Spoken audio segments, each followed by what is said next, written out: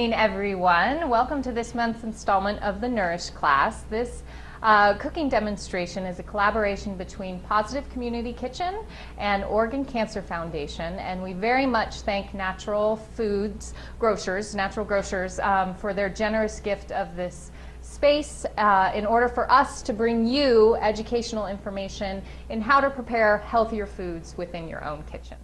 Tonight's really exciting for me. We are going to be talking about the power of the beet.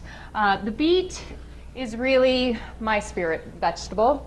I love it. I will eat it raw. I will eat it cooked. I will eat it pickled. I will eat it with a mouse in a house. It's really great for my digestive system. It's great for brain function. It's great for your heart.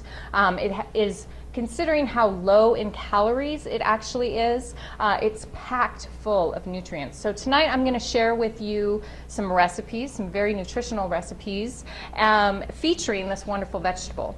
Worldwide, heart disease is one of the leading causes of death. If you look at heart attacks or stroke or heart failure, and high blood pressure is one of the leading risk factors for developing those conditions.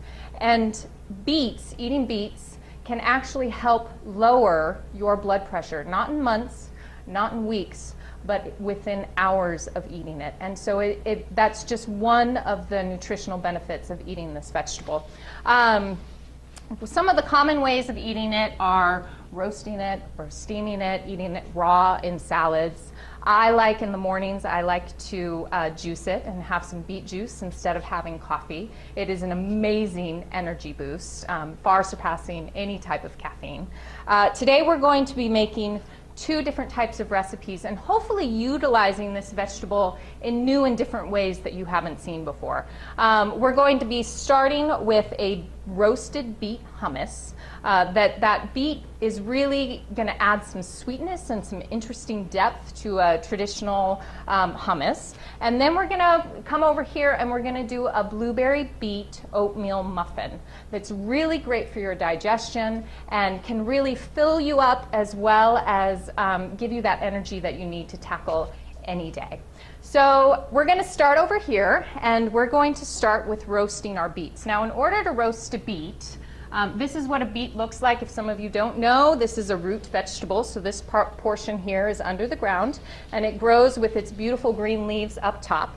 The green leaves are actually incredibly nutritious for you as well. They can be sautéed, they can be put into pestos, and but tonight we're actually going to just cut them off. But you can utilize them in many different ways. You can put them in soups, like if you're doing a soup that requires kale or spinach, they can be substitutes for that. And when you're cutting up beets, one of the things that really might inhibit you from using them is how messy they get.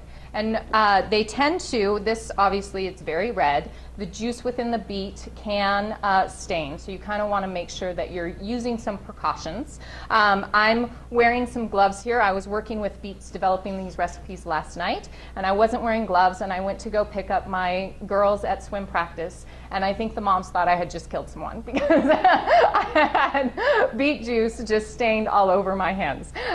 So what I'm doing tonight to help with those precautions is I'm wearing gloves, number one. Number two, I'm also working on a plastic cutting board. If you were to chop a beet, a red beet specifically, on a wooden cutting board, sometimes it really takes a long time to scrub that stain out. So I am just making it easy for myself as far as cleanup, and I'm going to take this top off here. I'm also going to snip this root end off. And then for me, the easiest way to do this, to peel this, and what you're looking for is just getting off this outer layer of fibrous skin. The easiest way is to peel it with a paring knife, as I would an apple or something like an apple or some other type of fruit that I would use a paring knife, like a pear or something like that. You can use a vegetable peeler if that works for you. That's also an option. So beets are actually, if we go into kind of the nutritional components of beets, they are incredibly high in antioxidants, thereby reducing your risk for some types of cancers. Not all fibers are are the same, and so the fiber that's contained within a beet is actually incredibly beneficial for your cardiovascular system as well as your digestive tract. So we are, to start this off, we're just going to chop these beets up into small bite-sized pieces, like so. Now, beets can be incredibly, or take a little while to cook because they are so dense. And so what I normally do is I chop them into smaller pieces than you would like a potato or something like that, and that just helps it cook a little bit faster. So what I have here is I've lined a baking pan with some parchment paper, and that's also going to help me with cleanup. When you put these into the oven, that high heat is going to caramelize those sugars that are in that beet, and sometimes it can stick to the bottom of the pan. And so to help myself out, I put some parchment paper that I've also put some olive oil on, and I'm going to sprinkle these bite-sized pieces of beets with some olive oil and just a little touch of salt. And that salt is going to really enhance that sweetness and help those draw out some of those sweetness, draw out some of those sugars in order to help it caramelize. Now I'm going to put this into a 450-degree temp oven and check on it at about 20-25 minutes. It might need an extra 5 minutes or so, but what you're looking for is the first stages of that roasting process is really those beets are going to sweat, and it's going to become very, very moisture rich within those beets. And then that moisture is going to start to caramelize, and what you're left with is some beautiful kind of caramelized, all of that sweetness is drawn out. And from here, you could eat these just like this. They're delicious. You could throw some on a salad. You could incorporate them really within any dish that you wanted to utilize the beets. Or what you can do is what we're going to do tonight. So we've got our caramelized beets here, and now we're going to make our hummus.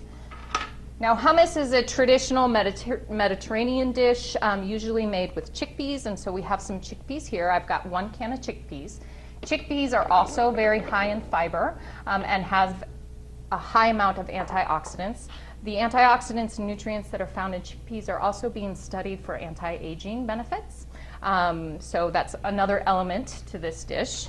And we are looking for about a cup of these roasted beets. Doesn't necessarily have to be exact, but I'm just looking for around a cup to add. Now this is a great dish. This particular dish is great if you're going to have beets for dinner and you want to serve them as a side dish. If you have leftover beets, store them in the refrigerator and make this dish the next day.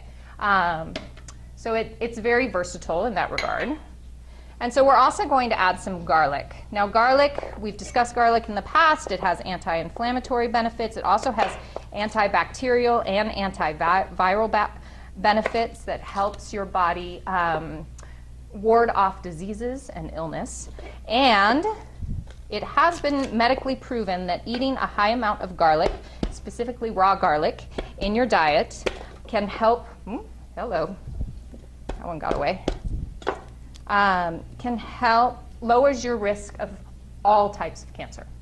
So it really is an amazing ingredient to add to your diet that will help ward off diseases and sickness. How many do you have? You know, it really depends on what you like. I say around 2 to 4. If you like that bite of that garlic, you can add 4. If you'd like kind of just a little subtle in the background kind of garlic, you can add 2. But usually it's 2 to 4, and you can make it how you like it, for sure. So I'm going to add our garlic cloves in here. To this, I'm also going to add a little bit of paprika. I like that hint, that sweet kind of smokiness that the paprika adds. Really helps to highlight that sweetness from the beets. And we're also going to add some tahini. Tahini is roasted sesame seeds that have been ground up. We're going to add about a tablespoon to 2 tablespoons. Tahini has a very distinct flavor. If you like it, you can add more. If you don't like it, you can omit it or add less. It's up to you. We're going to start off with about 2 tablespoons. And then we're going to add, when I was working with this recipe last night, I really liked how this tasted just as is right now, but there was something missing that I couldn't really put my palate on to begin with. And really it was that umami flavor. We had the kind of the sweetness of the beets, we have that interesting tahini flavor, we have that kind of spiciness of the garlic, but what it really needed was kind of something to balance that out. And so what I'm going to add now is some miso. And this is red miso. Miso is fermented soybeans, and it's really has some really great beneficial nutrients for creating a positive environment for your digestive tract. So we're going to add about a tablespoon of miso into this, and it has an amazing flavor within this. So now, oh, I forgot my salt and pepper. I'm just going to add a little bit of salt and a little bit of pepper. You could, if you like a little bit spicier of a hummus, you could add some red pepper flakes here, which would highlight a little bit more of that spicy flavor. I'm going to whirl this around. If you're looking for a wonderful appetizer to have for Valentine's Day in the next 2 days, this is definitely a go-to. What I've done here is I have done some crudité to grab my spoon, pardon me, and then we're going to put this beautiful hummus, again with those beans, that hummus, this is or with the beets that you put in here, amazing for your digestive tract. Those beets help with some blood flow, and so it really does help with energy and mental capacity and all of that. So I'm going to just do a little decorative swirl right there, and then finish it off with just a little bit of olive oil. There you go. And that is the roasted beet hummus. Okay, so while you all are enjoying the beautiful roasted beet hummus, I'm going to move on to our next recipe, which was inspired actually by a bakery that I went to that had a blueberry beet muffin. And I was like, oh, that seems so interesting, and it's absolutely delicious. And so I made a version for my own, and I added some oatmeal in there for some extra nutrition and some extra fiber benefits. And so to start off with our muffin, we're going to start off with our dry ingredients. So I have some gluten-free flour blend here that you can get at the market. You can also substitute some whole wheat flour if that's what you have on hand. And then I also have some oatmeal. Now oatmeal has a unique fiber within it. It's called beta-glucan that can really help lower your LDL cholesterol levels. So that is going to go into our bowl. To this, we also have some baking powder and some baking soda. Those are leavening agents that's really going to help give our muffins a fluffy texture. And so then we also have our flavor enhancers. So we have a bit of salt and a little bit of cinnamon going in here. The cinnamon's really going to help warm and enhance the sweetness of the blueberries and the beets. So we have our dry ingredients here. Now we're going to work on our wet ingredients. Now the interesting addition to this muffin is really the beets. And what I have done here is a lot of times you will see, especially with healthy baking, that some of the fat, whether you're using butter or ghee or coconut oil, you can replace with applesauce. And applesauce, in addition to replacing some of the fat content, you can also replace some of the sugar with a more natural sugar from the applesauce. And so my mind kind of got a little bit creative, and I said, I wonder if we pureed the beets, if that would do a similar reaction. And so that's what we're going to do tonight. We're going to use the beets that we roasted over here, and I'm going to put them in a blender. And they come off pretty easy because of that parchment paper that we utilized. No. Whoop. A few here and there. Oh, they're all jumping ship over here. Okay, so we've got our beets in our blender, and what you're looking for here is really the consistency of applesauce. So we're going to puree this down, and we're going to add a little bit of water if we need to, but pardon me while this is on.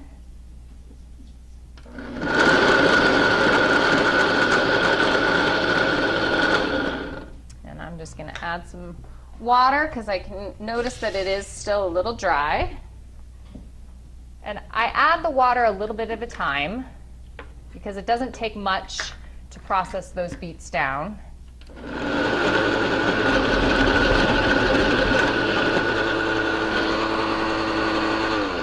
Add a bit more.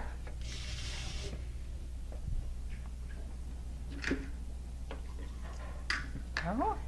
There we go.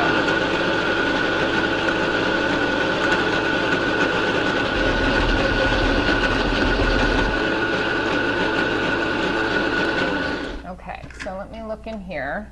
And we've got, I'm going to add just a touch more water to that, just because it's almost there, but not quite.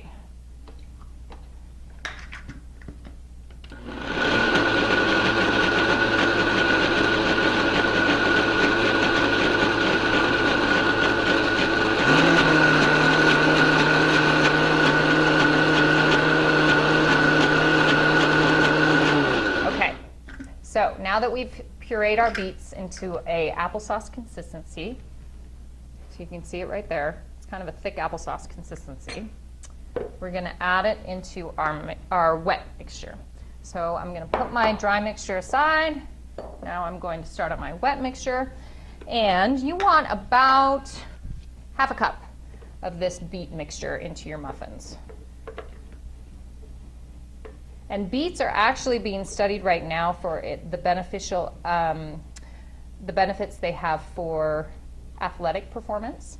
And really, if you eat beets 2 to 3 hours before you do some of these high endurance athletes, before they do their training, their time to exhaustion extends 15 to 25%. So that's a real significant advancement in energy if you consider, that beets can give you, or beets can provide all of that extra energy you need to get through the day.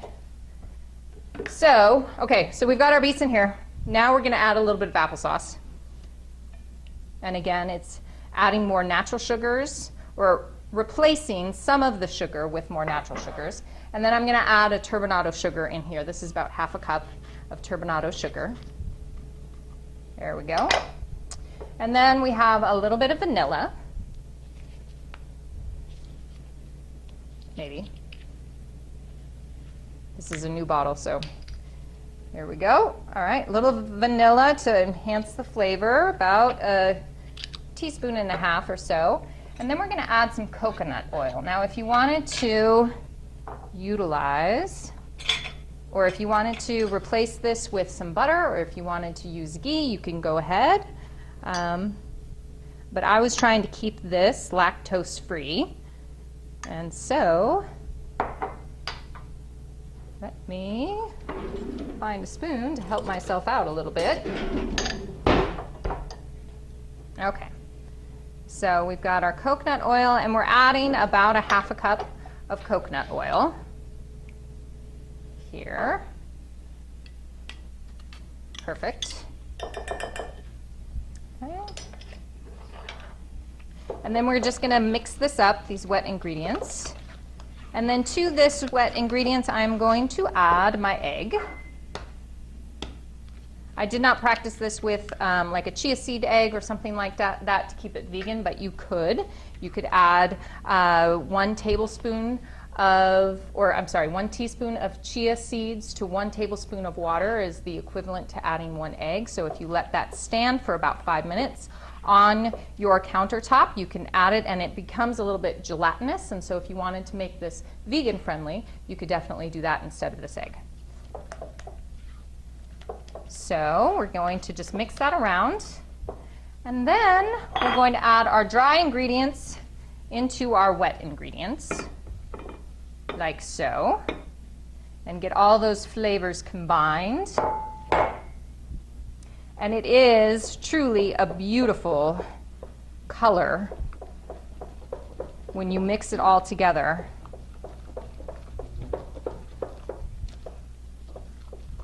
And I apologize, but I'm going to ask Amy.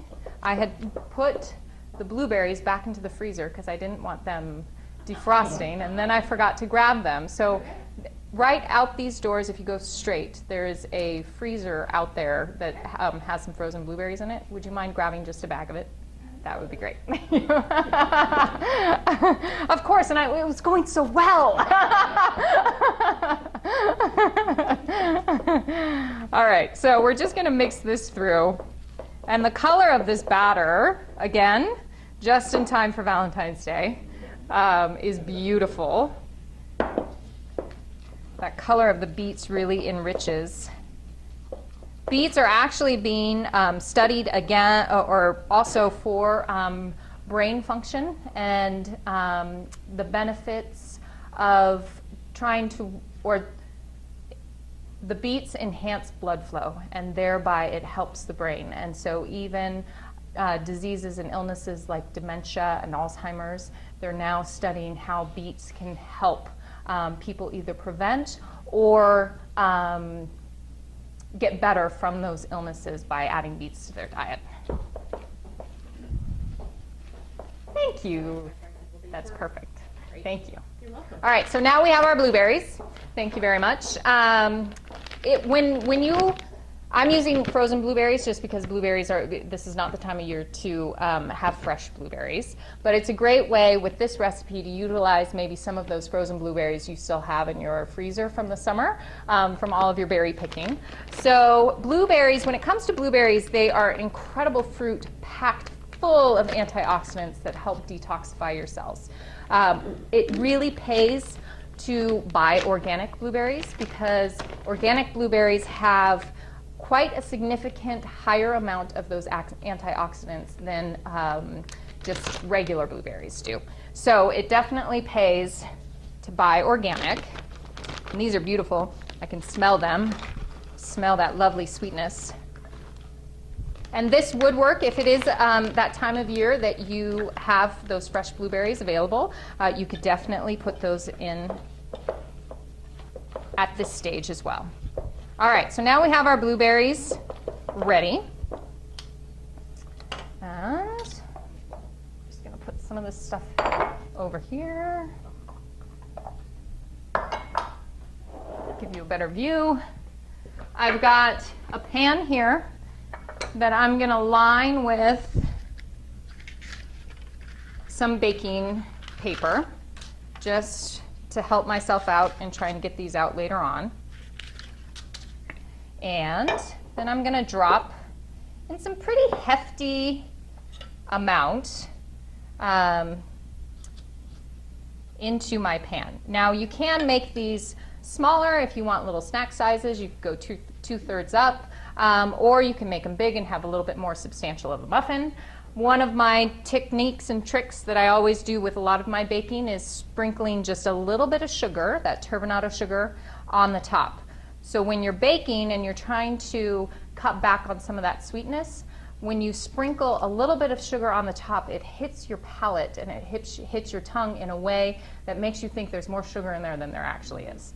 So that's once you have these all filled up, this over here, you're going to put it into a 350-degree oven. And it takes about, depending on the size of your muffin, about 20 to 30 minutes to bake. And in the end, you end up with these beautiful, my favorite part about the muffin is that crunchy top coat that's on the top of the muffins. Anyone else have any questions? Well, do you like them? Good, I'm glad. I know, I made them last night again. I love sneaking vegetables into my children's food as much as possible and seeing if they notice. And so yesterday I made these and I was like, oh, they're just blueberry muffins, no biggie. And like I watched their faces as they ate them and I was like, and they couldn't, and I said, do you know what else is in there? And they were like, no, and they're kind of used to this game by now. So and I was like, beets, and they were like, no way. So good, I'm glad you enjoyed them, and thank you again for coming tonight. It was such a pleasure cooking with you, and hopefully you will be back next month for our cooking demonstration. Then we would love to have you, and I would love to cook with you. So thank you again.